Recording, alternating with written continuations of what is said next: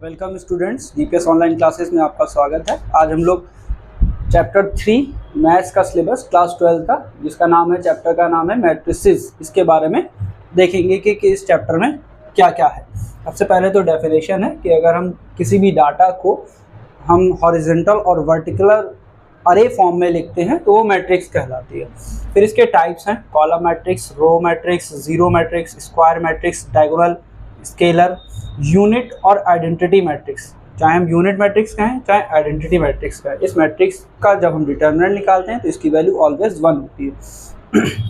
इसी तरह column matrix में सिर्फ एक कॉलम होता है, रो में खाली रो होती है, जीरो में सारे एलिमेंट जीरो होते हैं, स्क्वायर में नंबर ऑफ रोज और नंबर ऑफ कॉलम्स जो हैं वो बराबर होते हैं। डायगोनल मैट्रिक्स में एलिमेंट जो है सिर्फ डायगोनल में ही होते हैं, उसके अलावा नहीं होते हैं।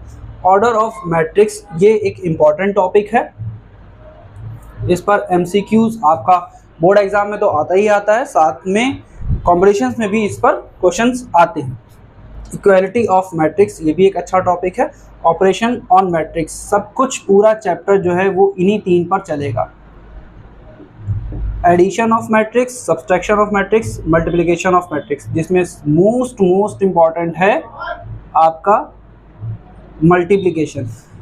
ये चैप्टर बोर्ड एग्जाम से के लिए भी बहुत इम्पॉर्टेंट है, इसलिए क्योंकि ये 2 चैप्टर आज जो हम लोग मैट्रिक्स पढ़ रहे हैं ये, और इसके बाद डिटरमिनेंट चैप्टर होता है, ये दोनों चैप्टर बोर्ड एग्जाम में बच्चे को पासिंग मार्क्स दिलवाते हैं। बहुत कुछ आता है इन चैप्टर से। फिर नेक्स्ट आता है properties of addition of a matrices, commutative law, associative law, additive identity और एडिटिव इनवर्स। ये भी एमसीक्यू के लिहाज से इम्पॉर्टेंट टॉपिक्स हैं, इस पर कॉम्पिटिशन्स में एमसीक्यू बेस्ड क्वेश्चंस आते हैं। नेक्स्ट है चैप्टर नंबर 4 क्लास 12 का मैथ्स का ही डिटर्मिनेंट। इसमें डिटर्मिनेंट की डेफिनेशन होगा, determinant of a square matrix. Determinant को हम लोग, अगर कोई मैट्रिक्स हमें दे रखी है ए, तो उसका हम लोग डिटर्मिनेंट लिखते हैं डिटर्मिनेंट ए, इस तरह से 2 लाइंस स्ट्रेट। तो यहाँ पर डिटर्मिनेंट ऑफ स्क्वायर मैट्रिक्स होगा। स्क्वायर मैट्रिक्स अभी हमने आपको पीछे बताया क्यों क्या होता है स्क्वायर मैट्रिक्स के, नंबर ऑफ रोज और नंबर ऑफ कॉलम्स सेम होते हैं तो वो स्क्वायर मैट्रिक्स होती है। यहाँ पर डिटर्मिनेंट स्क्वायर मैट्रिक्स जो है वो 1 ऑर्डर की भी हो सकती है, 2 ऑर्डर की भी हो सकती है और 3 ऑर्डर की भी हो सकती है। एरिया ऑफ ट्रायंगल निकालने का एक फॉर्मूला है जिस पर बेस क्वेश्चंस शॉर्ट में आ जाता है अक्सर। माइनर और कोफैक्टर, एडजॉइंट और इनवर्स, ये दोनों जो चारों टॉपिक हैं, माइनर अलग टॉपिक है, कोफैक्टर अलग है, एडजॉइंट अलग है और इनवर्स अलग है। इन सब का यूज़ जो है इनवर्स निकालते वक्त होता है।